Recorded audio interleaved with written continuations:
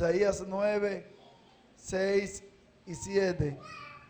Y leemos en el nombre del Padre, del Hijo y del Espíritu Santo. Amén. Porque un niño nos he nacido, hijo nos he dado, y el principado sobre su hombro, y se llamará su nombre admirable, consejero, Dios fuerte, Padre eterno, príncipe de paz.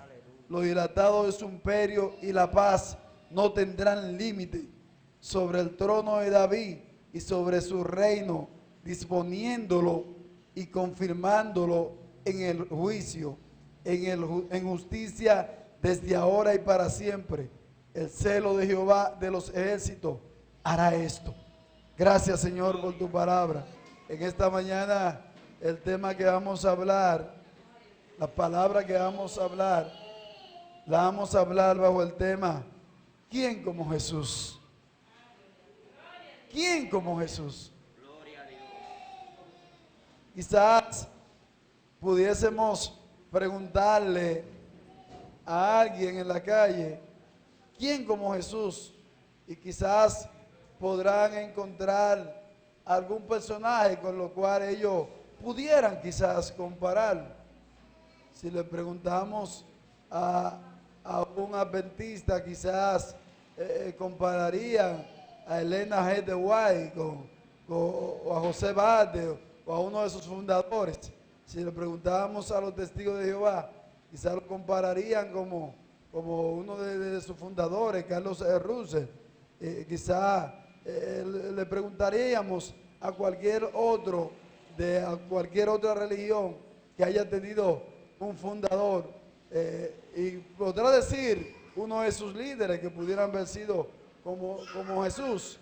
Le preguntamos a Lomita en Aarón, quizá podría haber dicho que Mita o quizá Aarón, porque ellos dicen que Mita es la reencarnación del Espíritu Santo en Aarón, que habla a través de Aarón. Y quizás le preguntáramos a cualquier otra persona que haya salido de cualquier religión fundada y podría decir que uno de ellos es como Jesús. Pero la pregunta queda en el aire: ¿quién como Jesús? ¿Quién como nuestro maestro?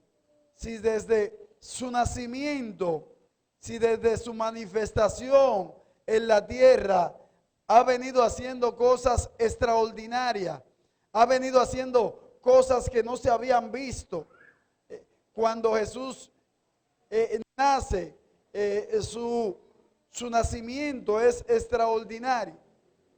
Aquí donde leímos nos habla el profeta Isaías, que profetizó unos 750 años antes de Cristo.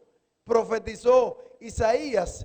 El libro de Isaías se le llama la Biblia en miniatura, porque al igual que la Biblia tiene 66 libros, Isaías tiene 66 capítulos. Y las divisiones, las dos grandes divisiones que tiene la Biblia, Antiguo Testamento y Nuevo Testamento, Isaías también, el libro de Isaías tiene dos grandes divisiones, que la primera parten desde el capítulo 1 hasta el capítulo 39, donde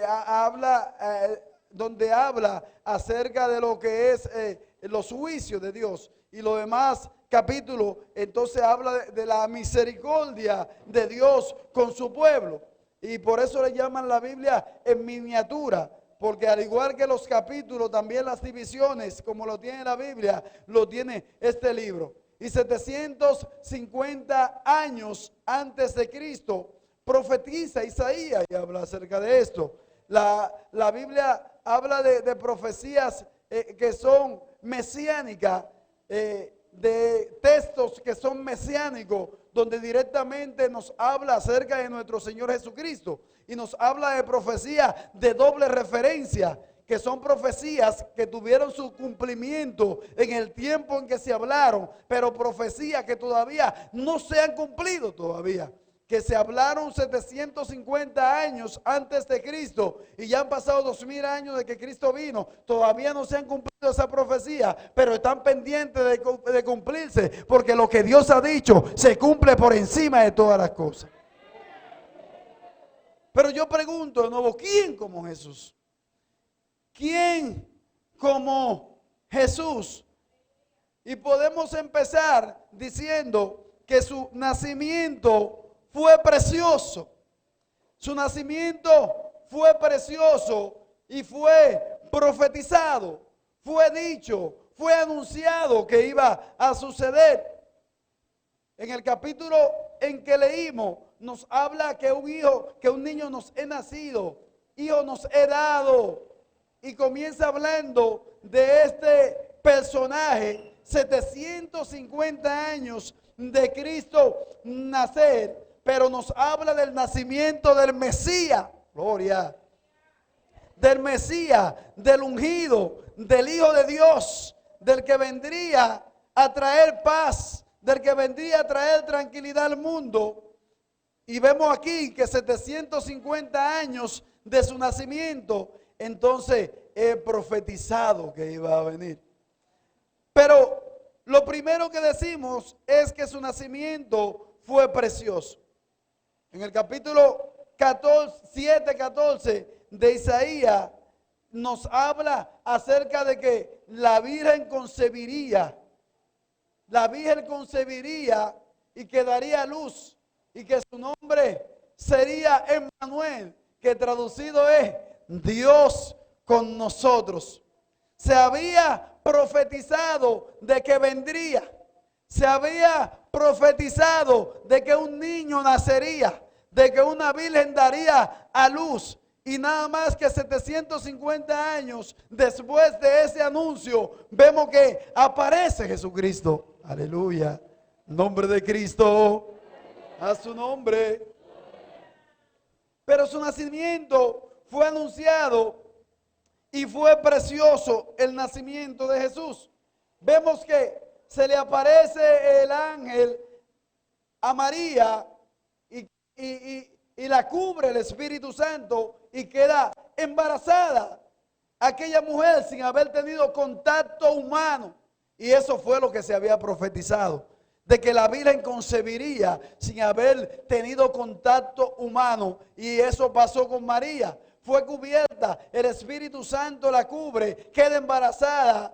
José, cuando se da cuenta que es embarazada, quiere irse y dejarla secretamente. Ella, el Espíritu Santo, entonces el Espíritu le revela a José y le dice, no, no te vayas porque lo que hay en ella es puesto por Dios ahí. Gloria a Dios.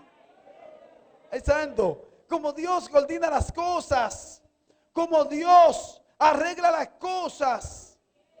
Porque esta mujer fácilmente podía haber sido apedreada. ¿Por qué? Por haber tenido contacto sin haberse casado.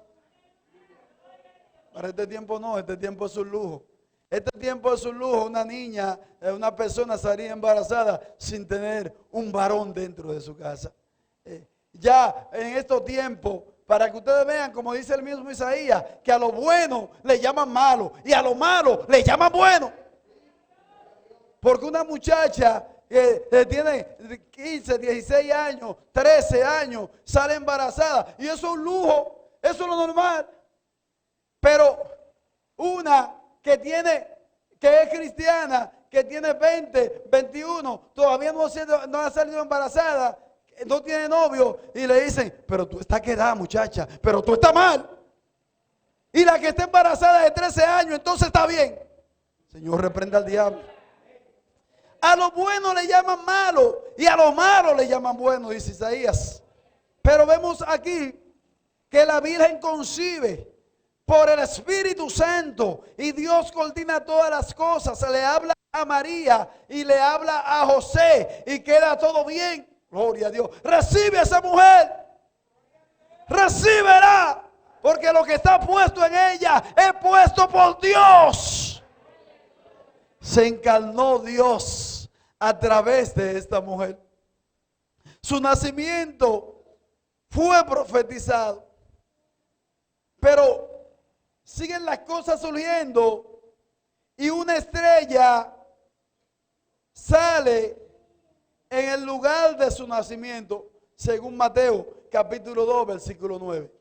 Los reyes o los magos, los reyes magos no, los magos, los astrólogos, los magos eran astrólogos, estudiaban astrología, estudiaban las estrellas y vieron que una estrella sobrenatural había pasado y ellos fueron a buscar esa estrella, porque en el lugar donde estaba esa estrella estaba naciendo el Salvador. Gloria a Dios.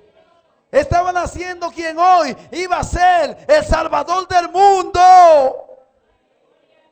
Estaba naciendo quien hoy iba a ser adorado por todos los que estamos aquí. Gloria a Dios.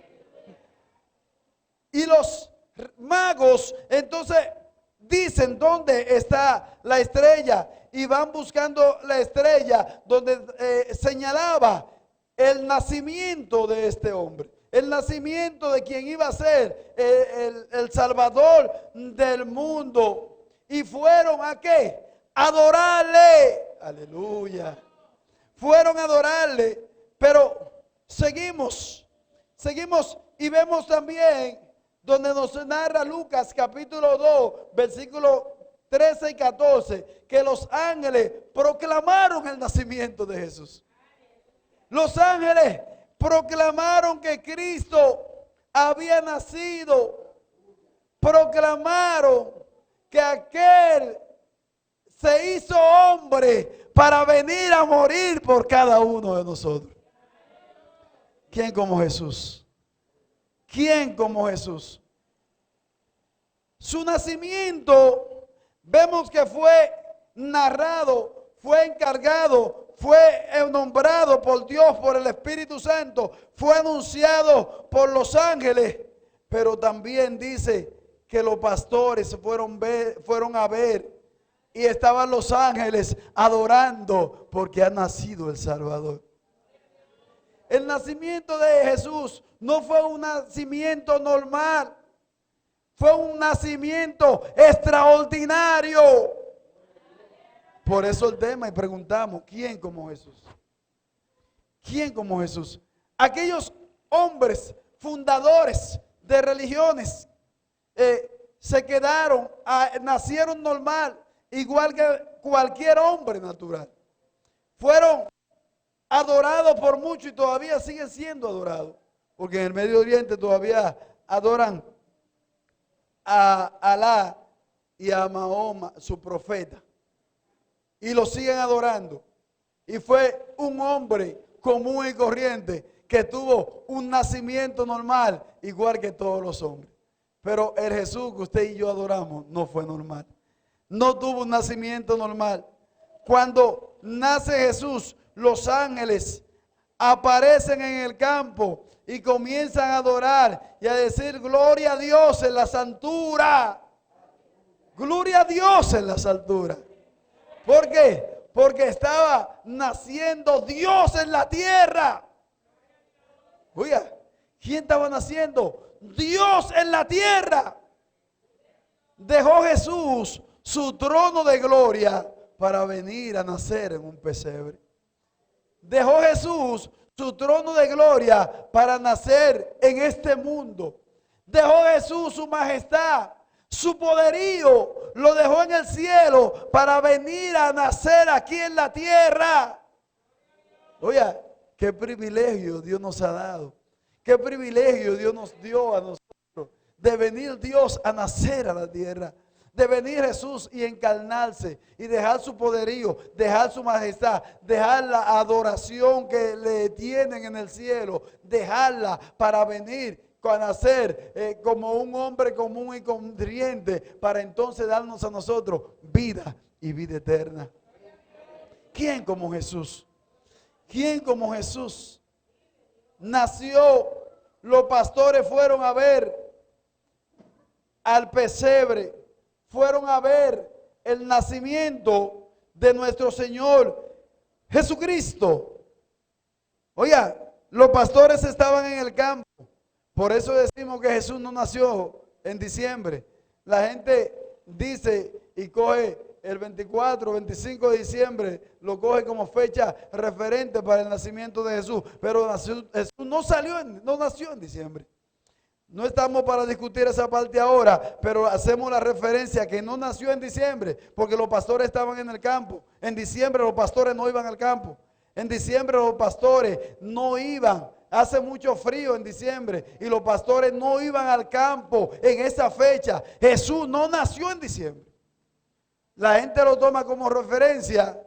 Uno en ocasiones se le da seguimiento a ellos y coge esa parte para hablarle y predicarle y hablarle de Dios. Ya que ellos cogen esa fecha como nacimiento, nosotros lo agarramos también, como hizo el apóstol Pablo. El apóstol Pablo, para predicar la palabra del Señor, en momento dado se unía a los lugares donde él iba para poder hablar la palabra de Dios como hombre entendido y sabio. Pero usted y yo, en momento dado, también entonces nos unimos. Nos unimos no a celebrar de que nació el Salvador en esa fecha, sino que nos unimos para ahí mismo hablarle de ese Cristo a quien ellos están celebrando su nacimiento. Acuérdense cuando Pablo estaba en Atenas, que tenían un santuario para cada dios. Un santuario para cada dios. Y en un momento dado, entonces el apóstol Pablo ve una escritura, una insignia que decía al Dios no conocido. Al Dios no conocido, al Dios desconocido. Y Pablo entonces se aprovecha de eso y habla de ese Dios no conocido. Y comienza a presentar a Jesucristo como ese Dios no conocido. Gloria. Toma esa parte para comenzar a hablar del Dios no conocido. La sabiduría de Dios se manifiesta en los hombres cuando la pedimos. Gloria a Dios. Y hablaba de la sabiduría en estos días. En la sabiduría de Dios, en momento dado le decimos: Señor, ayúdanos a ser sabios, a usar las palabras prudentes en el momento indicado, en el momento que debe de usarse, utilizar la palabra para poder sacar lo mejor de lo mejor en ese momento. Tener mucho conocimiento no es sabio. Tener mucho conocimiento no es sabiduría. Tener mucho conocimiento no es sabiduría. Sabiduría es saber utilizar las herramientas que usted tiene a mano en el momento necesario. En el momento adecuado, saber utilizar lo que usted tiene a mano, entonces ahí se convierte en sabiduría. Pero usted tener conocimiento que no sepa usarlo, que no sepa lo que va a hacer con eso, eso no es sabiduría. Pero aquí vemos que los pastores estaban en el campo y fueron a celebrar el nacimiento del Dios Todopoderoso que dejó el trono de gloria para venir a morir por cada uno de nosotros. Ahora bien, su nacimiento fue precioso, pero después de venir a la tierra, entonces comienza a crecer de manera normal, como todos debemos de crecer. Nacemos, crecemos, nos reproducimos y llega el momento en que morimos. Llegó el momento en que Jesús nace. Se dan todos los pasos para que nazca. Nace en un pesebre. Tú dejaste tu trono y tu gloria para venir a morir. Y en pesebre, dice una canción, te hicieron nacer. Ven a mi corazón, oh Cristo, pues en él hay lugar para ti. Nació en el pesebre. Va creciendo. Lo quiere matar Herodes. Porque Herodes se da cuenta de que había nacido el Salvador, de que había nacido el rey, no el Salvador, no, de que había nacido el rey. Y como no quería contrario, como no tenía quien le haga la contra, entonces quiere matar a todos los niños que estuvieran nacidos en ese tiempo. Oh Dios, como no se le escapa nada, entonces tiene su plan y Jesús siguió creciendo. Gloria a Dios. El ángel del Señor nos cuida, nos protege, nos guarda. Y no vamos a morir cuando el enemigo quiera. Moriremos, partiremos de esta tierra cuando Dios quiera que partamos. Vamos a partir de esta tierra cuando Dios quiera que partamos. No cuando el enemigo quiera. Si fuera por el enemigo ya no hubiera llevado a todos. Si hubiese sido por el enemigo. Usted sabe las veces que el enemigo ha tratado de matarlo a usted. Usted no sabe todas las veces, ¿no? Usted ha sabido algunas veces. Pero todas las veces que usted se ha dado cuenta que el enemigo ha estado por matarlo, son 2 o 3 veces. Pero son muchísimas las veces desde que usted nació que el enemigo ha querido matarlo, porque él sabía los planes y los propósitos que Dios tiene con cada uno de nosotros. Y han sido muchas las veces que el enemigo ha tratado de matarnos, ha tratado de destruirnos, ha tratado de sacarnos de circulación de este mundo, pero no ha podido, porque el ángel de Jehová acampa alrededor de los que le temen y le defiende. Y moriremos en el momento que Dios quiera que muramos. No cuando el enemigo quiera que muramos. Jesús fue creciendo. El enemigo quiso matarlo a través de Herodes, pero siguió creciendo. Y el niño iba creciendo. Y fue creciendo en conocimiento. Él era, porque ya no está aquí en la tierra humanamente, sí está en nuestros corazones, está con nosotros y está en todas partes. Qué bueno. Denle un aplauso a Cristo porque está en todas partes.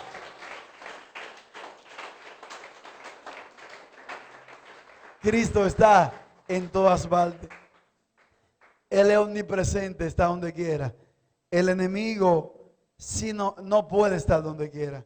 El enemigo tiene secuaces que le cuentan, que le llevan las informaciones, pero al Dios que usted y yo le servimos está en todas partes, en todo lugar, donde quiera que estemos, Dios está. Cada paso que damos por la senda del mal, por la senda del bien, Dios nos está mirando. Dios te ve, Dios me ve. Tenemos que cuidar bien el camino donde vamos. Y Jesús iba creciendo y Dios seguía estando con él, porque era 100% Dios y 100% hombre. 100% Dios y 100% hombre.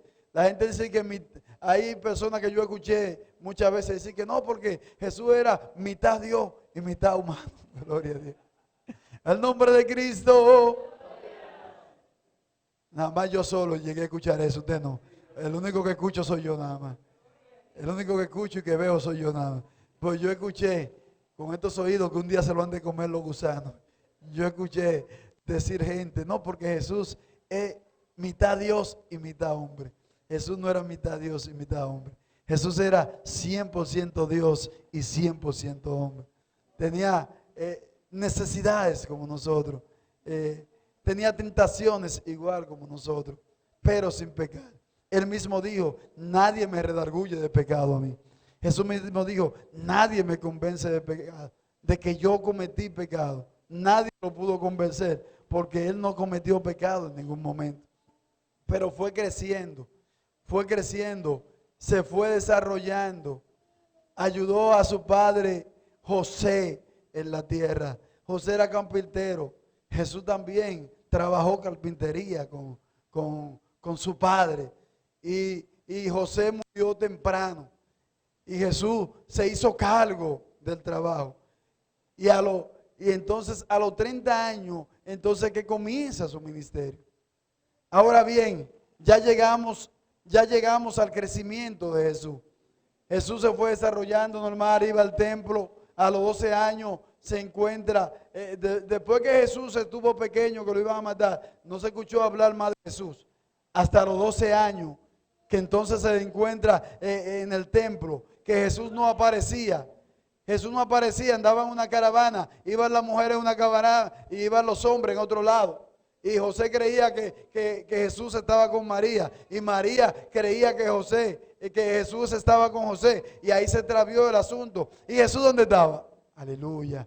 Jesús estaba en el templo. En el templo estaba Jesús, comenzando a hacer los trabajos de su Padre Celestial. Cuando lo encuentran y le reprochan, Él dice, en los negocios de mi Padre me conviene estar. en los negocios de su Padre Jesús, de su Padre Jehová, de su Padre Dios, le convenía estar. A usted y a mí nos conviene estar en los negocios de nuestro Padre. A usted y a mí nos conviene estar en los negocios de nuestro Padre, porque nuestro Padre paga bueno. Tener pendiente que el trabajo en el Señor no es en vano. No es en vano. Lo que usted y yo podamos hacer por Dios no es en vano. Y cuando venimos a hacer algo por Dios, es porque Dios ha hecho todo por nosotros. Todo por nosotros Dios lo ha hecho. Ahora bien, pasamos de los 12 años, se desaparece Jesús, no sabemos más de Jesús. Lo volvemos a ver entonces cuando comienza su ministerio. Lo comenzamos a ver cuando Jesús comienza su ministerio. Y aparte de que su nacimiento fue precioso, de que su nacimiento fue bello, también vemos que su ministerio fue precioso. Su ministerio fue hermoso, su ministerio fue bello. Va al desierto para ser tentado 40 días, 40 noches, y fue tentado y salió victorioso y triunfante. Y saliendo de esa tentación, fue llevado ¿por quién? Por el Espíritu al desierto para ser tentado. Sale del desierto y sale victorioso y triunfante. Y dice la Biblia que cuando salió del desierto de ser tentado, de ser procesado, vinieron ¿qué? Ángeles y le servían. Ángeles y le servían. Entonces comienza su ministerio.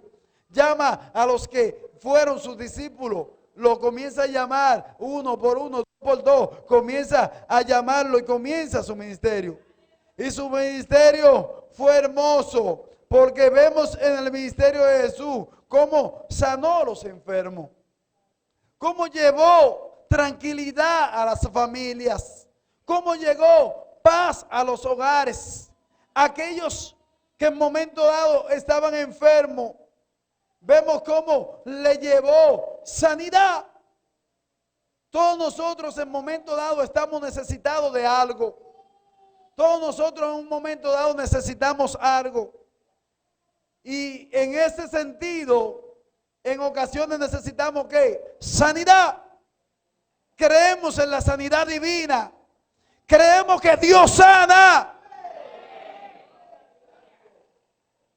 Y Jesús llevó sanidad a las personas.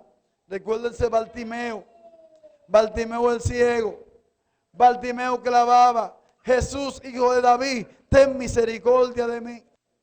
Jesús, hijo de David, ten misericordia de mí. Y los discípulos decían que se callase, que no gritara, que no molestara al maestro. Pero como quien tiene la sed, es que busque el agua. Bartimeo seguía gritando: Jesús, hijo de David, ten misericordia de mí. Gloria a Dios. El otro día aquí se decía que hay que clamar al Señor: Jehová, aquí estoy, Señor. Gloria a Dios. Jehová, ayúdame, no puedo más. Jehová, no aguanto esto. Hay que clamar, Señor. Y clamó Bartimeo: Jesús, hijo de David, ten misericordia de mí. ¿Y qué pasó? Que Jesús le oyó. Jesús oyó su clamor. Porque el mismo Jesús dijo que todo aquel que pide, recibe.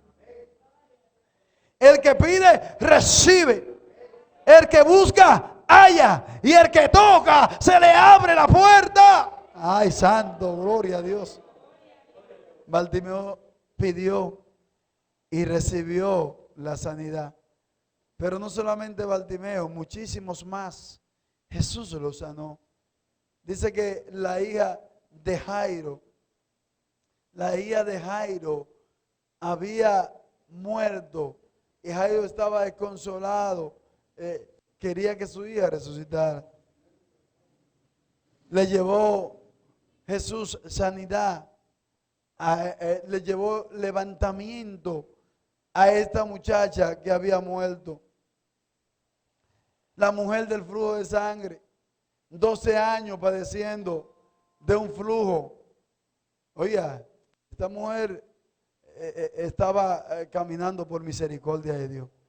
12 años, 12 años con una llave de sangre, 12 años con un flujo de sangre. Oiga, eso es increíble, pero cierto, porque la Biblia lo dice. 12 años. He conocido personas, mujeres que han tenido situaciones, cáncer, que botan toda la sangre, le ponen una pita de sangre y la botan así como si nada. Y se han muerto. Yo he conocido personas. Pero esta mujer tenía 12 años con un flujo de sangre. Esa mujer, yo creo que la brisa se la llevaba. Se la llevaba. Pero esta mujer escuchó hablar de Jesús. Escuchó, porque era inmunda. Al estar con ese flujo de sangre, era inmunda, no se podía acercar. Qué cosa, Dios mío. Tiene necesidad y no puede buscar quizá la sanidad directamente, aunque ella había gastado todo cuanto tenía, dice la Biblia. Ella había ido donde los médicos, había ido donde la curandera, había ido donde la comadrona, había ido donde la vecina, había buscado los té, bébete ese té y se lo bebía, cómprate esa pastilla y la compraba, ve donde está el médico que es bueno y iba también, ve donde aquel brujo allí, y a todos los sitios había ido ella. Pero dice que continuaba con el malestar, pero escuchó en un momento hablar de Jesús. Escuchó que alguien dijo por ahí viene Jesús, el que sana, ahí viene Jesús, el que liberta. Y se acercó ella, buscó la forma de llegar a Jesús. Y aquella mujer recibió la sanidad. Oye, el ministerio de Jesús fue hermoso. Hermoso el ministerio de Jesús. Llevó sanidad a aquellas personas que necesitaban sanidad, y llevó sanidad. Pero habían otros que necesitaban liberación. Habían personas endemoniadas que necesitaban liberación. Acuérdese, aquel muchacho que tenía un espíritu lunático, aquel muchacho que estaba endemoniado, y los discípulos no pudieron sanar, no pudieron libertar a este muchacho, que a ellos Jesús le dijo, pero ¿hasta cuándo estaréis? Lo tendré a ustedes así. Hay géneros que no salen si no es con ayuno y oración. Libertó al endemoniado gadareno. Gadara, recuérdense que Gadara estaba en zozobra, porque este hombre lo amarraban con grillo, lo rompía. Este hombre desbarataba. Oiga, cuando la gente está endemoniado, son más fuertes que Superman casi. No hay kriptonita que lo detenga. A Superman la kriptonita lo detenía, pero los demonios no se detienen con kriptonita. No se detienen con kriptonita. Pero sí se detienen con la sangre de Cristo. En el nombre de Jesús echarían fuera los demonios y tendrían que irse. En el nombre de Jesucristo de Nazaret. Oiga, y este endemoniado lo amarraban, tenía todo el mundo en zozobra. Y dice las Escrituras que cuando Jesús llega, él mismo va huyendo para donde Jesús. ¿Qué tiene con nosotros? ¿Qué tiene con nosotros? Y Jesús entonces lo liberta. Liberta a aquel hombre. Le dice, ¿cómo te llamas? Le llamó Legión porque son muchos. Lo echó fuera y se fue. No se puso a hablar, porque yo veo ahora muchos evangelistas y mucha gente hablando con los demonios. Dime, ¿cómo tú llamas? ¿De dónde vienes? ¿Quién te mandó? ¿Qué tú buscas ahí? Nada más falta que le pregunten el número de la cédula y todas esas cosas. Jesús se registra en la Biblia que con ese fue que habló. ¿Cómo te llamas, Legión? Somos muchos, fuera y ya. Pero muchos ahora viven haciendo shows y espectáculos, preguntando nombre, preguntando dirección, preguntando calle, ¿de dónde viniste? ¿Quién fue que te mandó? Oiga, Jesús lo libertó. Porque Él vino a libertar. Su ministerio es precioso. Sanó enfermos, libertó demonios, pero también perdonó a los pecadores. Lo que no están viniendo, no vienen a la escuela bíblica. Aquellos que no les gustan la escuela bíblica, lo invitamos para que vengan. En la escuela bíblica se está dando bien buena. Y eso estudiando el miércoles, donde se hablaba, el jueves, donde se hablaba de aquel hombre que fue sano de la enfermedad del pecado. Y fue sano de la enfermedad física que tenía el paralítico. Fue sano de su corazón. Lo más que él necesitaba era que le perdonaran su pecado. Y Jesús le perdonó su pecado. Usted sabe cuando una gente está atada por el pecado. La enfermedad más grande que puede haber es el pecado. La enfermedad más grande, la enfermedad del pecado es más grande que el SIDA, que el cáncer, que cualquier enfermedad que pueda haber. La enfermedad del pecado es más grande que todo eso. Y una persona solamente recibe la sanidad del pecado y la liberación cuando entrega su corazón a Cristo. Cuando entrega su corazón a Cristo, recibe la sanidad del pecado. Cristo perdonó los pecadores. Y venían a Él y Él les perdonaba sus pecados. Y ellos se mantenían libres. ¿Usted sabe lo bueno que es estar libre? Claro que usted sabe porque ya usted fue libre. Me libertó de las cadenas, me libertó. Yo siento paz y gozo en mi corazón. Paz y gozo sentimos. Cuando somos libres del pecado, cuando le entregamos a Cristo nuestros corazones, un corazón atado por la maldad, por el pecado, por el desacierto, por diferentes situaciones que nos llegan a nuestra vida, que estamos atados, que estamos mal, y Cristo viene y nos perdona nuestro pecado, nos sentimos gozosos y libres del pecado. Porque la palabra dice que si nuestros pecados fueran rojos como carmesí, Él lo convierte en blanco como la blanca lana. Jesús, su ministerio fue precioso, perdonó pecado, realizó muchos milagros. Muchos milagros eran traídos a Él los enfermos y Él los libertaba. Lo libertaba de cualquiera que sea las enfermedades. Lo libertaba de cualquiera que sea el malestar de su cuerpo, porque el pecado ha traído como resultado las enfermedades. El pecado de Adán y Eva trajeron las enfermedades a nuestro cuerpo.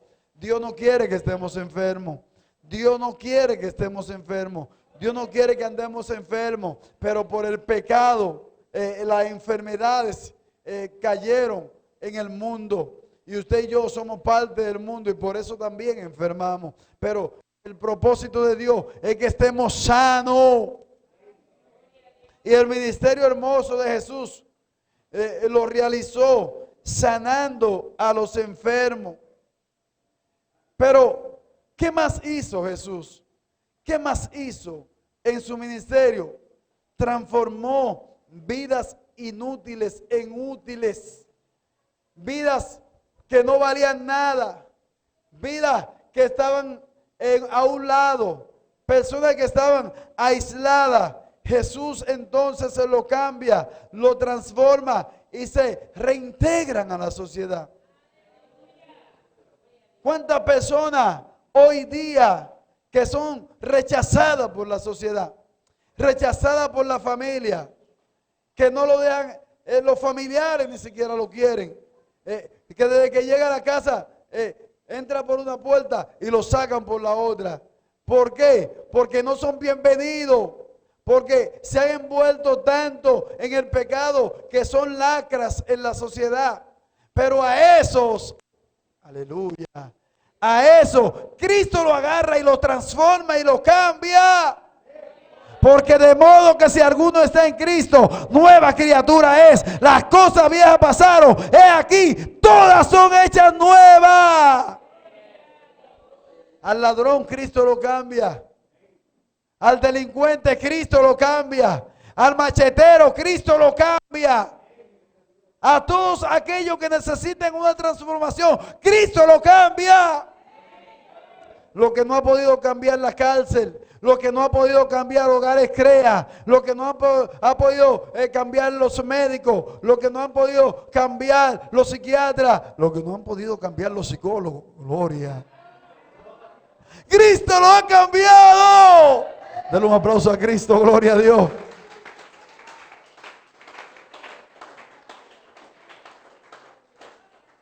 Cristo cambia, porque Él vino a transformar, Él vino a cambiar las vidas, y Cristo anduvo transformando personas que eran inútiles en la sociedad, porque dice las Escrituras que a lo vil del mundo los escogió Dios para avergonzar a los sabios, para avergonzar a los grandes, para avergonzar a aquellos que se creen. Pero, ¿qué más? ¿Qué más? Vimos que su nacimiento fue precioso. Vimos que su ministerio fue precioso. Pero también su crucifixión fue preciosa también. Ahorita hablamos de que en la víspera de su muerte Jesús mandó a que hicieran la Pascua, a que hicieran la Santa Cena, mandó a los discípulos y que dijo que en memoria de Él hagamos todo esto. Y hablamos también de que se mirara la cruz del centro, donde estaba nuestro Cristo vertiendo esa sangre preciosa por cada uno de nosotros. Su crucifixión fue preciosa, convirtió la cruz de instrumento de castigo en el símbolo redentor. El símbolo de castigo, donde ahí van los malhechores, donde ahí van los ladrones, donde ahí iba la gente muy mala de la sociedad. A todo el que crucificaban era porque era una persona muy mala en la sociedad. Todos tenían su castigo, los malos, los que delinquían tenían su castigo, pero a los que crucificaban era porque eran muy malos. Por eso decía que maldito todo aquel que moría en un madero. Y Jesús dice, y el apóstol Pablo habla de que Jesús se entregó hasta la muerte, y el pedacito triste que dice, y muerte de cruz.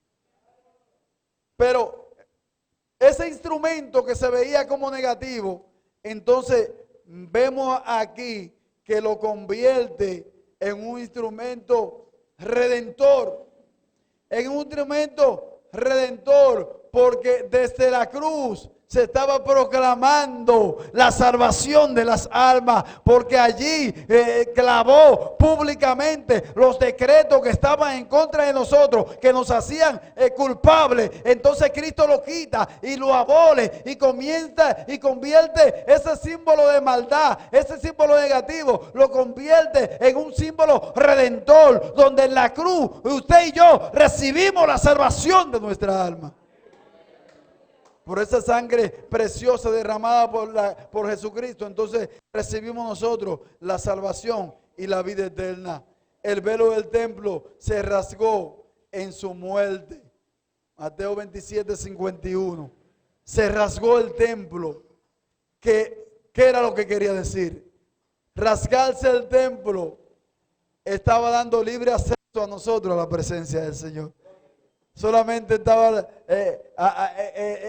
rasgarse el velo, que era la cortina que dividía el lugar santo del lugar santísimo, donde no podíamos entrar ni usted ni yo. Entonces el velo se rasga en dos, dando entrada para que usted y yo entremos y tengamos salvación y podamos cantar y podamos adorar y podamos glorificar a Dios libremente. Se abrió la puerta para que usted y yo recibiéramos la bendición que Dios tenía para nosotros. Se abrió la puerta, el templo se rasga en dos y usted y yo podemos entrar a disfrutar de las bendiciones espirituales que Dios tiene para cada uno de nosotros. No podíamos nosotros, no teníamos acceso, pero ya con la muerte de Cristo se abre la puerta para que usted y yo podamos entrar. Oiga, Dios ahí en la cruz estaba derramando grandes bendiciones para cada uno de nosotros. El centurión, los guardas que estaban ahí, reconocieron que Jesucristo era el Hijo de Dios. Porque cuando éste muere, entonces dice el centurión, verdaderamente que éste era Hijo de Dios. Mateo 27, 54, se ve la expresión de este guarda diciendo, verdaderamente que este es el Hijo de Dios. Oye, duró la naturaleza, guardó 3 horas el luto. Dice que por 3 horas se oscureció. Se oscureció en el momento que Cristo murió. Se oscureció. La naturaleza también guardó luto. ¿Por qué? Porque estaba muriendo el Hijo de Dios en la cruz del Calvario. Oye, fue de gran bendición de que Cristo muriera. Gracias a Cristo por morir en la cruz del Calvario por mí. Gracias a Cristo por haber muerto en la cruz del Calvario, porque con esa muerte yo recibí la vida. Yo no sé si usted puede decir lo mismo. Gracias a Dios por tu muerte. Gracias a Jesús por esa muerte. Gracias por permitir que te crucificaran. Cuando iba a ser crucificado, Pedro dijo, no sea crucificado. Jesús le dijo, apártate de mí, Satanás. No era que era Pedro Satanás, no era que Pedro era Satanás, no. Las expresiones que él estaba diciendo de que no fuera a morir, eran las expresiones a las que Cristo reprendió.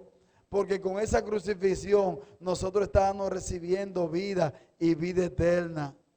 Estábamos recibiendo la salvación de nuestra alma. Estábamos recibiendo el galardón.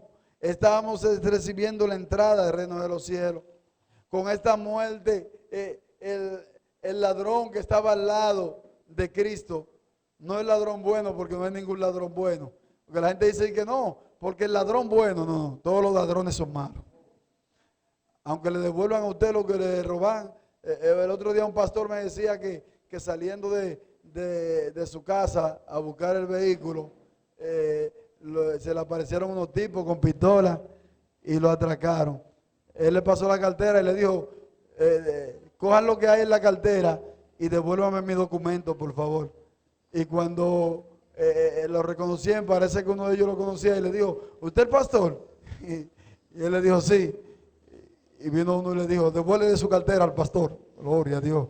Le devolvían la cartera al pastor. Pudiera decir el pastor quizás, pero ese era un ladrón bueno. No, todos los ladrones son malos. A él le devolvió la cartera porque Jehová tuvo misericordia y hizo que se la devolviera. Pero ellos andaban ese día, me dice él que andaban mirando gente, porque después que ellos se fueron, que él se quedó ahí, después más para adelante escuchó de que habían atracado una cuanta gente por ahí. A él se la devolvió, pero no es que hay ladrón bueno. Todos los ladrones son malos. Pero qué bueno que Dios salva a los ladrones también. Hemos de orar para que Dios salve a los ladrones. Y el ladrón de la cruz recibió la salvación ahí mismo en la cruz. Oye, en la cruz, ese se salvó a Chepa. Salvó a Chepa. Se salvó a Chepa el ladronazo. Se salvó a Chepa el delincuente. ¿Por qué? Porque clamó a Dios. No importa el lugar donde estemos, no importa en la situación que nos encontremos, si clamamos a Dios de corazón, Él escucha nuestra clamor. Porque Él le dijo al otro ladrón, cuando el ladrón le dijo, si tú eres hijo de Dios, sálvate y sálvanos a nosotros. Él le dijo, pero nosotros estamos aquí pagando lo que hemos hecho, pero él es inocente. No movió la mano, no, porque él estaba crucificado, no podía mover la mano. Pero él le dijo, el que está ahí, gloria a Dios, ese que está ahí es inocente. Y ahí le dijo, acuérdate de mí cuando venga en tu reino. Y Jesús le dijo, no me voy a acordar de ti cuando venga en mi reino.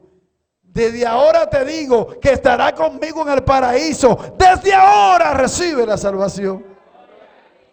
Oiga, el ladronazo se salvó a Chepa, se salvó en la cruz. Se salvó ahí mismo. Dios le dio la salvación en medio de la dificultad de estar crucificado. Jesús, su crucifixión fue preciosa también. Por último, la cruz es el peldaño de la fe cristiana. La cruz es el peldaño de la fe cristiana. Porque si creemos que Cristo murió, también creemos que Cristo resucitó. Y que como Cristo resucitó, también nosotros resucitaremos. Su nombre es admirable, su nombre es consejero, su nombre es Padre eterno, Dios fuerte, príncipe de paz. ¿Quién como Jesús? ¿Quién como Jesús? No hay nadie como Jesús. Jesús nos ha sanado, nos ha libertado, nos ha salvado y nos sigue ayudando. Sigamos el blanco de la soberana vocación que se llama Jesucristo. Donde quiera que vayamos, tengamos que Cristo está a favor nuestro y que va con nosotros donde quiera que estemos. Y que le digamos siempre: Jesús, tú eres precioso para mí. Jesús, tú lo eres todo para mí. ¿Por qué? Porque con su muerte y resurrección se le dio un nombre que es sobre todos los nombres, para que en el nombre de Jesús se doble toda rodilla de los que están en el cielo, de los que están en la tierra, de los que están debajo de la tierra, y que toda lengua confiese que Jesucristo es el Señor, para gloria de Dios Padre. Gracias, Señor. Gracias, Jesús, por esta palabra. Gracias porque tú eres precioso.